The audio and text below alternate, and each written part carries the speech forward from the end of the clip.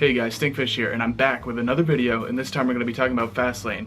And this time I'm going to talk about just the event itself, rather than the lead up and all the way to WrestleMania, although I might talk a little bit about WrestleMania in terms of the main event.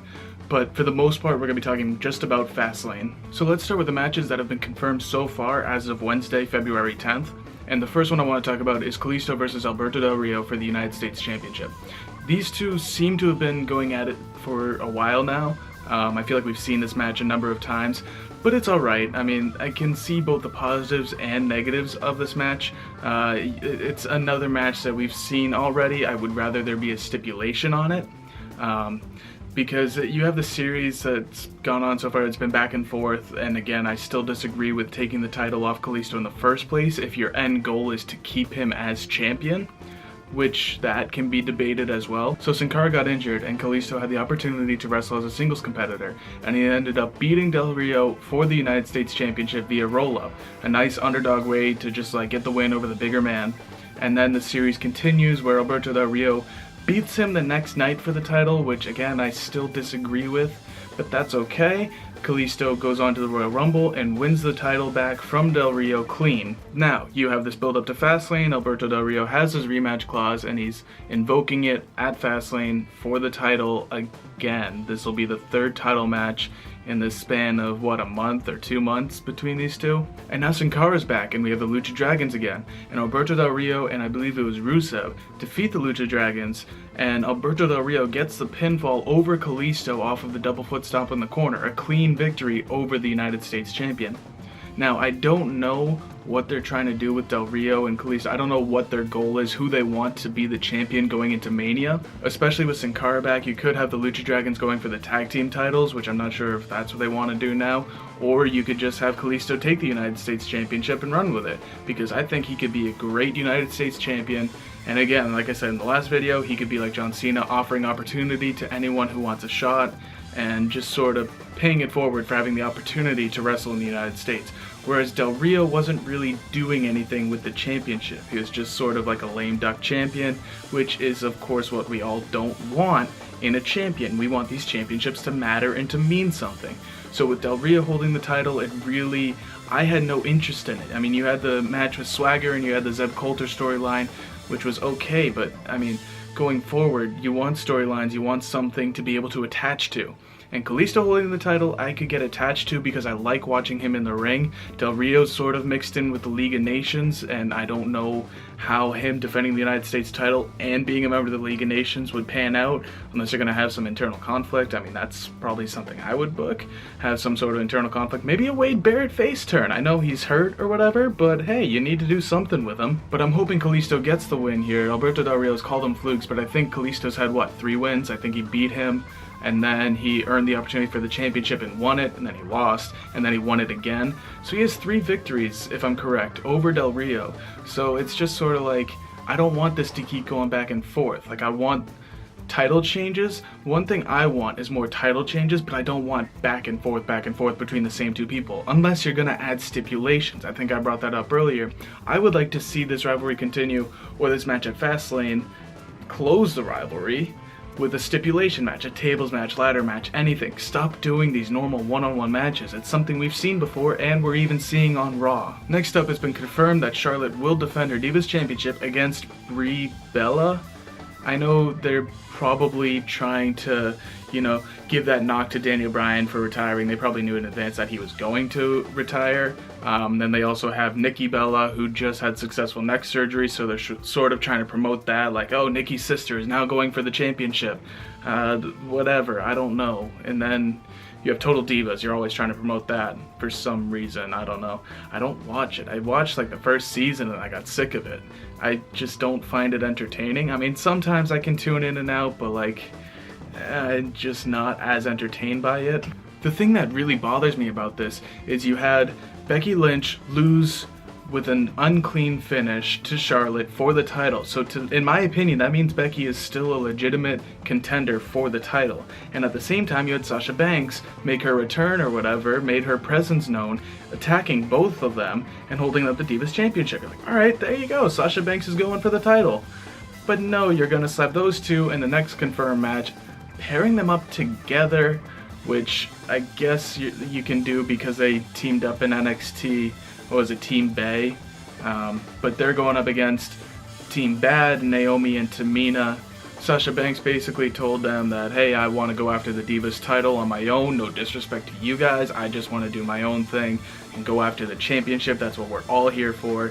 So she does that, and it's cool, it's whatever, and then Team Bad starts attacking Becky Lynch during her match with Sasha Banks, and Sasha Banks doesn't like it, so Team Bad turns on Sasha Banks, and then Becky Lynch, being a face, comes to the rescue of a victim being attacked, which is alright. And then those two have like an oddball pairing. Alright, it's fine. I'm okay with it. I can live, and it will be a good match. I mean, those two, they can work together, and plus it could possibly set something up with the Four Horsewomen. You already have those two together, you have them going after Charlotte, and I'm hoping at WrestleMania that they bring Bayley in, and you have the Four Horsewomen have a match, or at the very least have a triple threat match at WrestleMania between the three. I know some people, myself included, was hoping for at least a one-on-one match between Sasha Banks and Charlotte, because those two put on great matches in NXT, and I would have loved to see it on the main roster, on a pay-per-view stage. But I guess we're not going to get that. Maybe it happens at Mania, but then it's like, what's Becky Lynch doing? I still say triple threat at Mania for the Divas Championship. But so now you have Charlotte versus Brie, and Sasha Banks and Becky Lynch versus Naomi and Tamina. And it's just sort of, I don't know, it feels like they're both throwaway matches. Brie got some upset win over Charlotte on Raw again. Why? I don't know. But they did it. They have to run with it.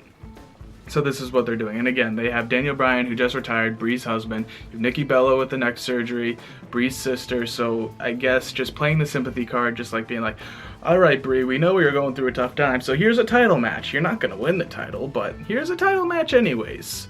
So we'll see how that goes. I'm not a fan of it.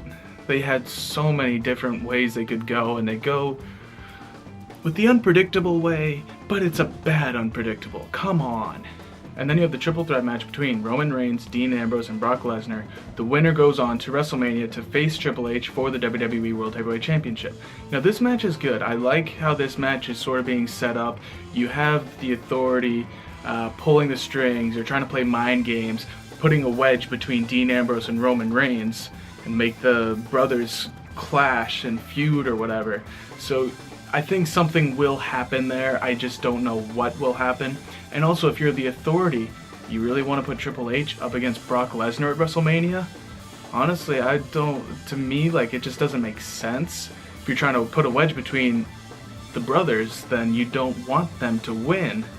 But that means you want Brock Lesnar to win, which means you want Triple H to face Brock Lesnar, the Beast, at WrestleMania. Nobody wants that. Nobody wants to face that, except for Dean Ambrose for some reason, and it's working, it's getting the crowd riled up. I love it, I love seeing Dean Ambrose just get up in Brock Lesnar's face. It's exciting to see because no one does it, and Dean Ambrose isn't the biggest guy around, so to see him just like walk up and bump chest with Brock Lesnar, it's like, what are you, nuts? Oh wait, you are, so of course you're gonna do that. But it makes for good television having Dean Ambrose be the lunatic fringe and be crazy like this. Now, the speculation is that putting the wedge between the brothers is going to cause them to fight each other in the triple threat, which you know is gonna happen. They're not gonna, like, even if they both take out Brock Lesnar, I'll get to that in a second, even if they both take out Brock Lesnar is taken out by some means, the brothers are still gonna have to face each other at some point, and they've both said, yeah, I'm gonna punch him in the mouth to get the title shot. Like, that's just what we do, and at the end of the match, we'll shake hands, we'll go grab a beer, whatever, and everything's gonna be all good. But something's gonna happen. I mean, either way, they're gonna clash, and they sort of have been clashing. I know on SmackDown, I didn't watch it, I saw the highlights. Dean Ambrose, like, hit Roman Reigns, like, a few times, and, like, he did a suicide dive, and Roman Reigns caught him, and he was like, what are you doing? Why do you keep hitting me? But, so that's where they're at, and you know something's gonna happen. I keep saying that. But you know something's gonna happen, and people are suspecting or predicting a Dean Ambrose heel turn. Something nobody would, well, something theoretically nobody would expect. You know, Dean Ambrose would side with the Authority. He's always been all about anarchy and less about authoritative power. So it's like, all right, you see corporate Dean, something different. and people want to see him have a heel run because they think he would be a good heel. Now here's my thoughts on that. I agree that he would be a good heel, but if you do that, you have a heel Dean Ambrose and a face Roman Reigns. A good heel Dean Ambrose and a bad face Roman Reigns. Or, let's flip the script a little bit. You have Roman Reigns, who I feel like would fit the mold more in the authority role, plus he's getting booed. I say, if you're gonna turn someone, you kind of have to turn Roman Reigns, I think. And here's why. Because you have Roman Reigns, who is sort of the face of the company, the upcoming face of the company. He's handpicked behind the scenes, I guess, by Vince McMahon to be the face of the company. He's handpicked by the authority to be the face. Triple H even said in the segment, if they weren't going to pick Seth Rollins, they were going to pick Roman Reigns. And so it's like, they know they like Roman Reigns, they want him to be the top guy, so it makes more sense for him to be in the authority. I know they've been playing it, and it doesn't make sense because he's been rebelling against the authority, so going that route doesn't make sense storyline wise. I mean, he put Triple H in the hospital, he's punched Vince McMahon, and it's like, alright, you're our new guy, you're our new face, we're gonna welcome you into the authority. But, I don't know. Alright, so yeah, turn Roman heel, because he's already got the heat of the fans. He's gonna get booed anyways, turn him heel. And then you have a good face Dean Ambrose, because he still gets popped like crazy. And again, I think I said this in the last video, if you're gonna turn Dean Ambrose heel, you're gonna have him, attacking Roman Reigns, turning on his brother, violently attacking him. The crowd's gonna pop for that, because they prefer Dean Ambrose to Roman Reigns. I know it's a heel thing for him to do, but the crowd's gonna pop and they're gonna cheer Dean, and they're still gonna boo Roman. So you may as well capitalize on the boos on Roman by turning Roman heel, keep Dean Ambrose a face, let him get the pops, let Roman get booed, and just keep it that way if you're gonna go that route. And if you do go that route, you have that potential setup of Dean Ambrose versus Roman Reigns at WrestleMania. Brock Lesnar could go for the title. That's the way I'd probably do it, just because I don't want to see Brock versus the Wyatt family. That was what I was alluding to earlier. Some people have suggested that maybe Brock gets taken out by the Wyatts before or during the match, and then they leave it up to Roman and Dean to battle it out. But if you have those two battling it out and you're sort of setting up that feud, but maybe you're not setting up the feud, maybe they're just brothers battling it out and then they go have a beer afterwards, and then one of them goes on to get a title shot, Roman Reigns, close the feud with Triple H, and then you have Dean Ambrose go on to defend the IC title. My issue with that route is, leading up to this triple threat, it's been all about Dean versus Brock. I mean, Roman Reigns has been Dean's older brother, which I think is stupid, because then they script it, because it's like Dean and Roman go back and forth like, oh, he's not my older brother, I'm not his older brother. And then backstage, Dean's like, please let me get Brock to myself. Oh, please, brother, let me attack him. Don't help me out. He's begging his brother for permission to have Brock Lesnar to himself. I'm like, really? You're gonna, like, if they're gonna tell each other, you're not my brother, you're not my older brother, I'm not his older brother, don't have them have that sort of interaction. It's just like, really? Unless you're gonna bring it up later where the authority's gonna come out and be like, yo, Roman's not your older brother, then why'd you have to beg for his permission to attack Brock Lesnar? Huh? So I don't know, I think it's all a jumbled mess, but I still believe, like I said in my last video, that they don't have a wrong way to go. Because you could have Brock Lesnar win and go on to face Triple H. It's a match that we've seen before. It doesn't really have that much of a big fight feel unless they can really book it well going into WrestleMania, which I think they can. It's just a matter of if WWE will. But they can, and that could be a big match because you have two of the biggest names in WWE history competing for the top prize, and you're trying to sell tickets, and then at the same time you could have Roman versus Dean in a brother versus brother match at WrestleMania. One of them's heel or whatever, something's gonna happen. Or you could have Roman Reigns win, and he goes on to close the book with Triple H, and they do that. And then I guess at the same time, in my last video I said you have Brock versus Bray, which I don't want to see, because it's just not believable. And then there's also rumors that it could be Brock versus Braun, which is just terrible. Please don't do that. Please. Braun does not deserve a WrestleMania match with that sort of caliber against Brock Lesnar, no less. You could see Brock getting visibly frustrated in the Royal Rumble because Braun couldn't sell well. And then you also have Dean Ambrose. I said he would go on to defend the IC title, but with this sort of booking leading up to the triple threat, maybe you could go on and have Dean versus Brock at WrestleMania for the IC title. Imagine Brock as the IC champion. It'd be different. You almost kind of don't want to see it, but it brings prestige to the title. And Brock has never held the IC title. He's only held the WWE World Heavyweight Championship. So to have him hold a different title could be different. I'd be okay with it. That's one way they could go.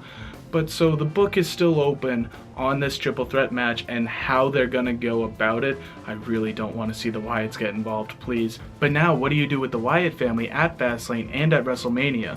Because the only confirmed matches so far are Kalisto versus Alberto Del Rio, Charlotte versus Brie Bella, Sasha Banks and Becky Lynch versus Team Bad, and the triple threat match between Roman Reigns, Dean Ambrose, and Brock Lesnar. So the Wyatt family have targeted Brock at the Royal Rumble, so that needs a close there somewhere, and they would attack him on Raw. So that can't just be left open. That's just not gonna feel right. But at the same time, the Wyatts have now been attacking. They attacked Big Show and Ryback. And good God, why are they making Ryback Goldberg now? Unless they're foreshadowing a Goldberg return, which I don't think is gonna happen. I don't know. My money says it's not gonna happen. But there have been rumors and speculation that Goldberg does want to come back for a WrestleMania match or something. I know he's been involved with Legends of Wrestling, and he made an appearance and speared someone. But it's just like, why are you now taking the cool, unique singlet off of Ryback? That was like what made him Ryback, and now he's just in tights like every other classic wrestler. Everyone else who wears tights, Ryback is now in that category. So why? Why would you do that to him? He had his own unique thing, his own unique look. He had finally lost the Goldberg chance, and now they're back because you put tights on him. And on another note, you have the Dudleys turning heel against the Usos. So they had the 8-man tag team match where the Dudleys approached the Usos and said, "We don't like the New Day, you don't like the New Day, let's team up to fight a common enemy." They fight the common enemy and they get the win, and then the Dudleys turn on the Usos.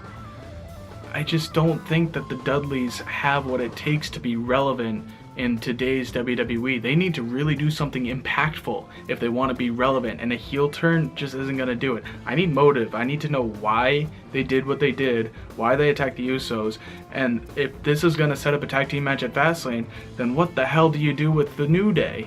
They had their little thing with Mark Henry, and I don't know what the point of that was. I don't see it going anywhere, but like I just said, what do you do with the New Day at Fastlane? Kalisto's defending the United States Championship, so the Lucha Dragons aren't there. The Dudleys and Usos are now maybe having a match, unless they settle it at Raw, and then one of them faces the New Day for the titles. But it just almost feels like that rivalry will still be open. You need to sort of close that rivalry at the pay-per-view.